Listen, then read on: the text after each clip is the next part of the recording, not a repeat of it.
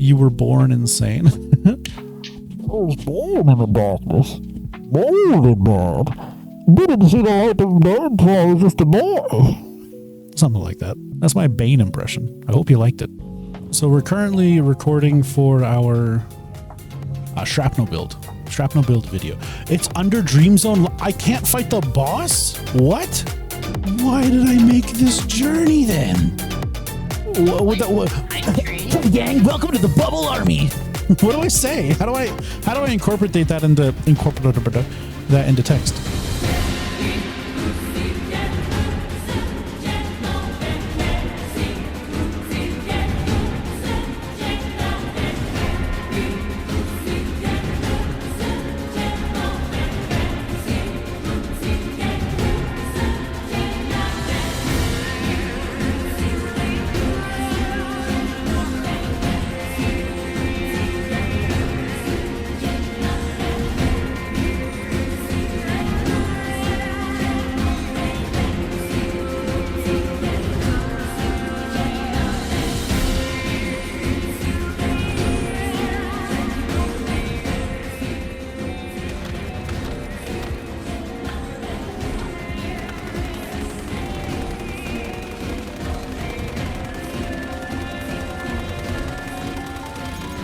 Oh, it's an ability. If you want to say hi to YouTube, now is your chance. This is your golden opportunity to become famous. People will see your name. They will recognize you. They consistently show up to the stream. Maybe I should too. And then that's how we trap them. And then we keep them here. And then they're stuck. Look, it's details, right? It's details.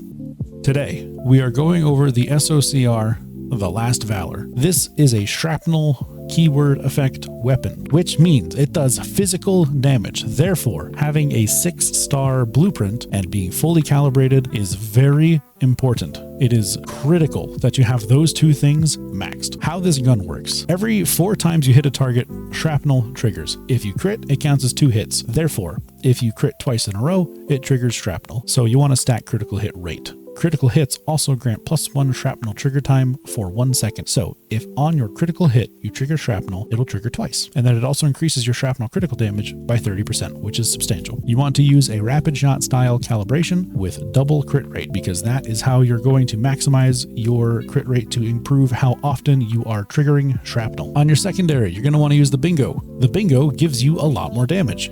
Damage is good. For calibration, you want to use rapid shot because bolt pull speed is important.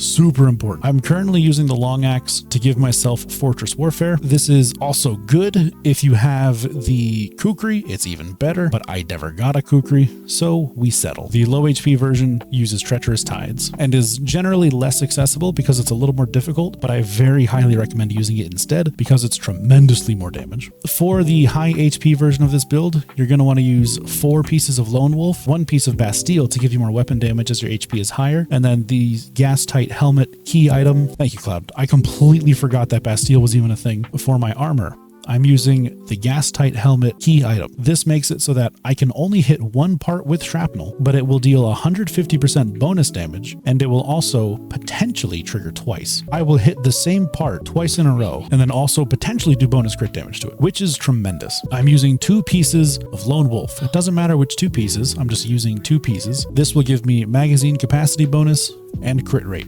Both are substantial and very important to this build. On the mask, if you really want to min-max, Starfall Cowhide is very powerful. It will give you 5% bonus weapon damage. If you're airborne, it gives you 10%. Pretty cool. I'm using 3 pieces of Treacherous Tides to improve my low HP damage tremendously.